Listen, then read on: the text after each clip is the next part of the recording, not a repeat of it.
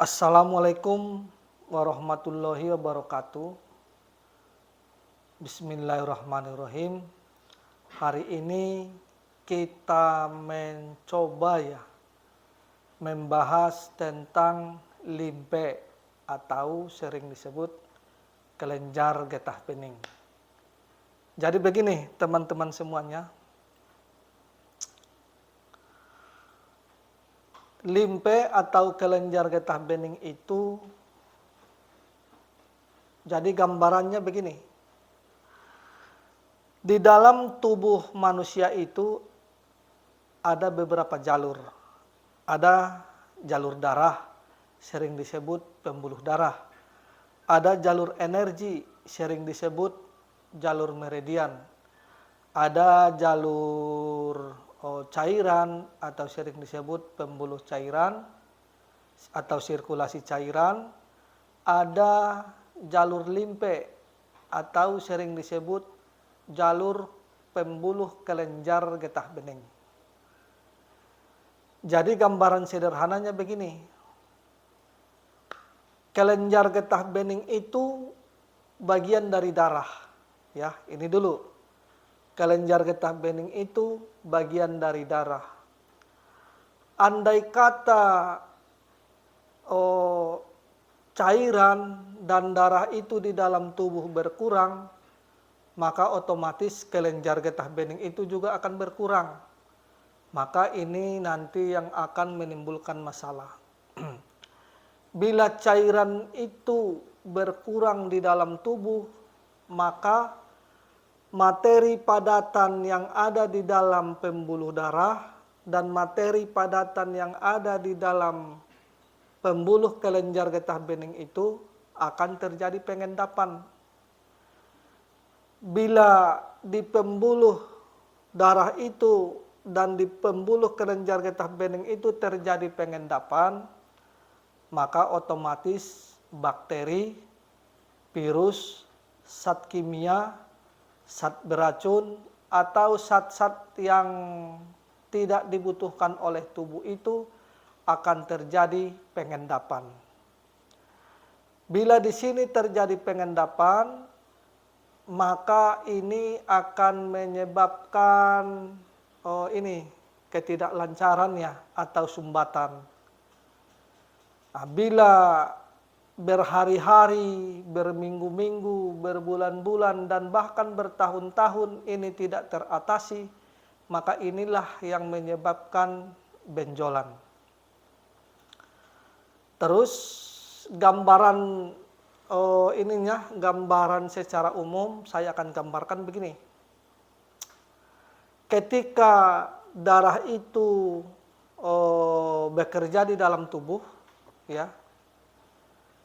Ketika darah itu bekerja di dalam tubuh, terus zat-zat yang tidak dibutuhkan oleh tubuh itu seperti zat-zat kimia, zat beracun, bakteri, virus, dan zat-zat yang tidak dibutuhkan oleh tubuh yang lain akan diangkut oleh limpe atau akan diangkut oleh kelenjar getah bening. Terus setelah diangkut, itu akan dibawa, setelah sudah dibawa akan dirombak lagi. Setelah dirombak itu akan dibersihkan lagi, setelah dibersihkan baru disaring. Setelah sudah disaring oleh limpe, setelah itu baru dikirim lagi dia ke pembuluh darah. Maka ini sering disebut kelenjar getah bening itu adalah pertahanan tubuh bagian luar yang kaitannya dengan penetralisir atau pembersih zat-zat kimia, zat-zat beracun, zat-zat yang tidak dibutuhkan oleh tubuh itu. Terus begini ya teman-teman, ada satu pertanyaan. Begini pertanyaannya. Saat ini kenapa masih banyak orang yang sakit? Nah, jawabannya salah satunya itu disebabkan karena kurang minum. Terus pertanyaannya lagi, kenapa seseorang itu kurang minum? Ya, jawabannya karena sudah ada minuman yang seolah-olah dia itu sudah minum, yang menyebabkan perutnya, yang menyebabkan lambungnya tidak nyaman. Jadi ketika kita bertanya, sudah minum apa belum? Katanya sudah. Terus padahal kopi itu sifatnya diuretik. Teh itu sifatnya kelat dan selalu turun ke bawah. Terus susu itu sifatnya lembab dan menimbulkan banyak lendir. Coba Anda bayangkan, bila satu hari orang minum kopi 3 kali sehari. Ini kalau tidak diimbangi dengan air putih yang cukup, maka akan menimbulkan banyak masalah. Karena apa? Karena sifat kopi itu diuretik. Maka nanti sifat uretik itu akan menimbulkan cairan tubuh itu akan banyak keluar. Terus juga air kencing itu juga banyak keluar. Terus juga memang itu karena feses itu juga akan banyak keluar. Yang kedua, coba bayangkan bila satu hari orang minum teh 3 kali sehari. Nah, ini kalau tidak diimbangi dengan air putih yang cukup, maka akan menimbulkan masalah.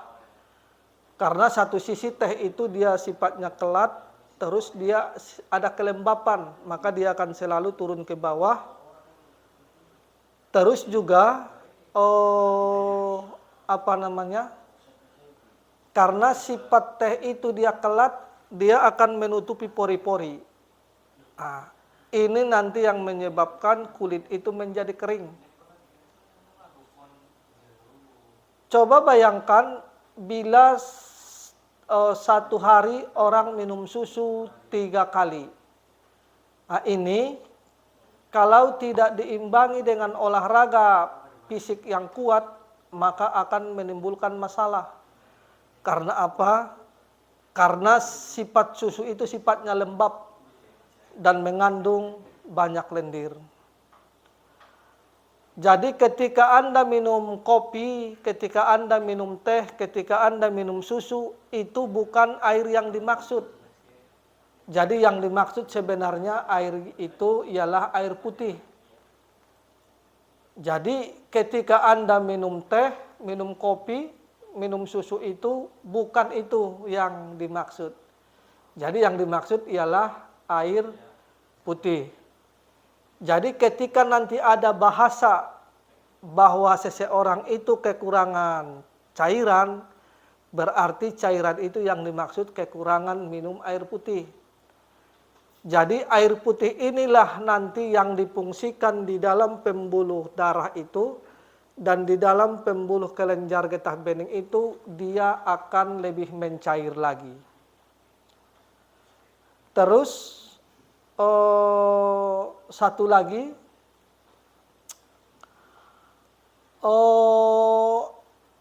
air yang ada di dalam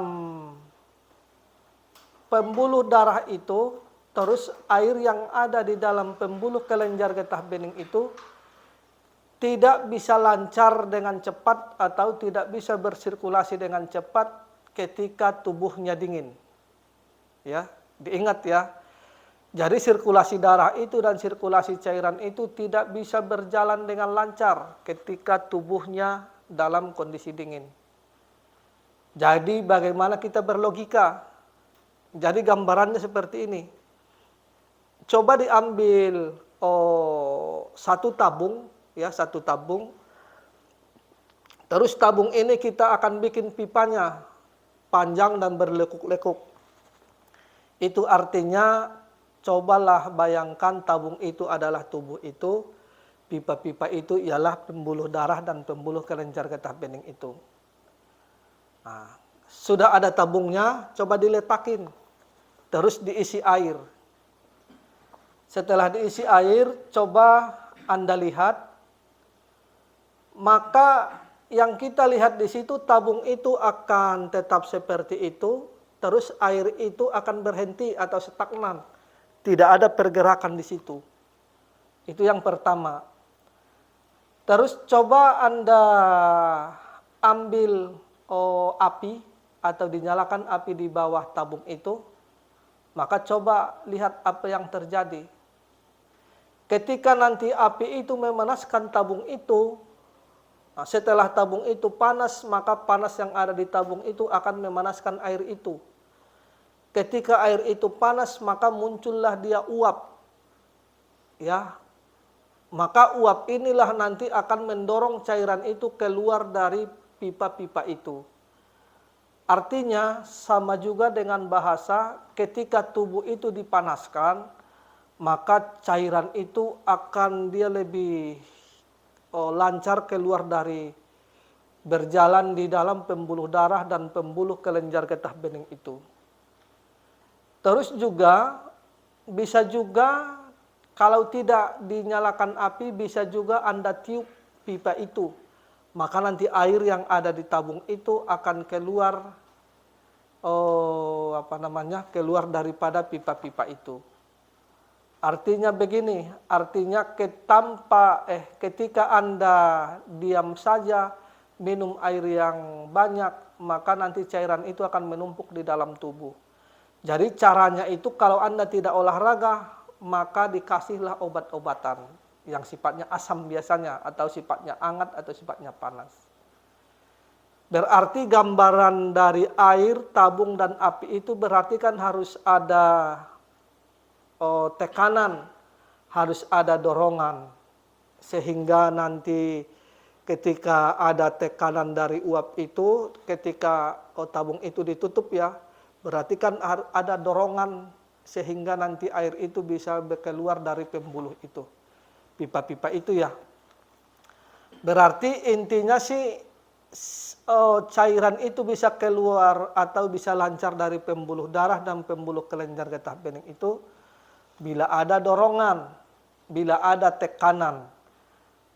Dorongan dan tekanan inilah yang sering kita sebut itu energi.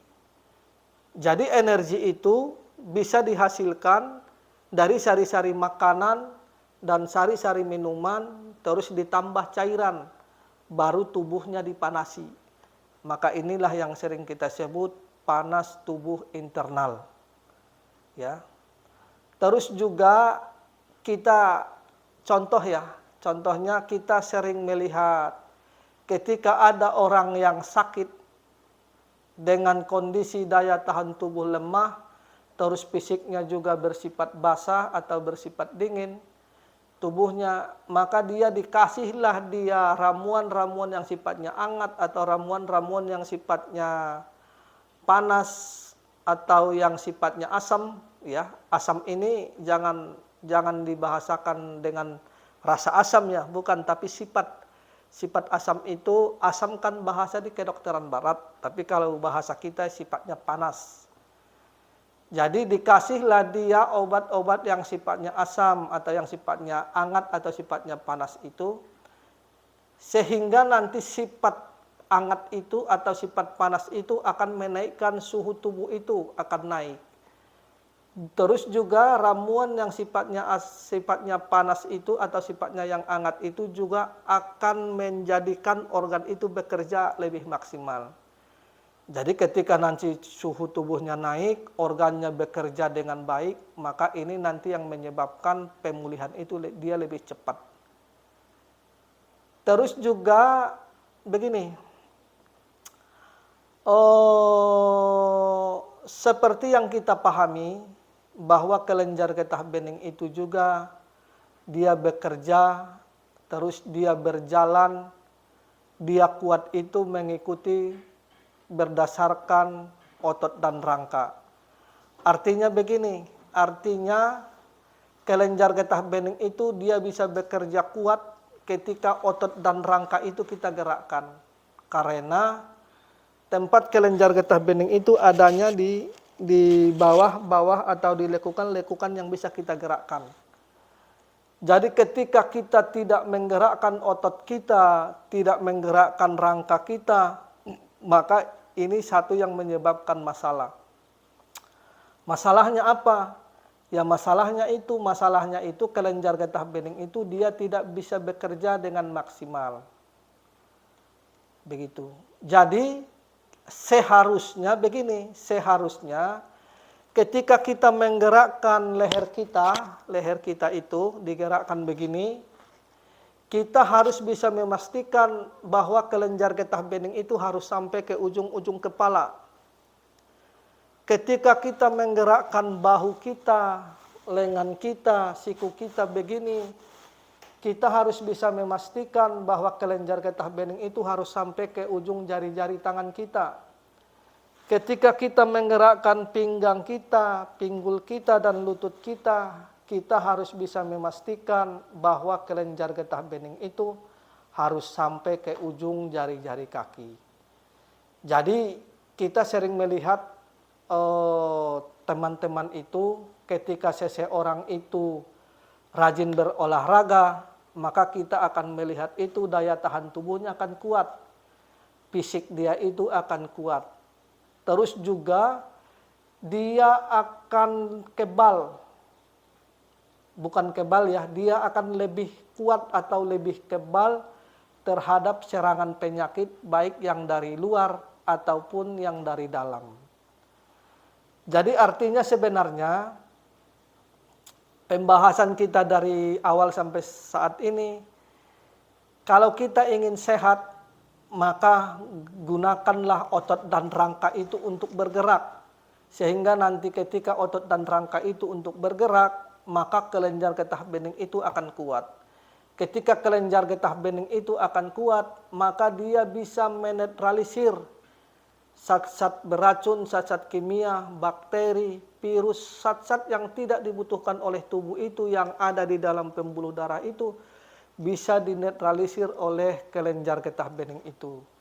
Maka tubuh kita akan sehat. Jadi insya Allah sampai di sini dulu pembahasan kita tentang kelenjar getah bening atau sering disebut pertahanan tubuh bagian luar. Jadi insya Allah sampai di sini dulu pembahasan kita. Wabillahi taufik wal hidayah. Assalamualaikum warahmatullahi wabarakatuh.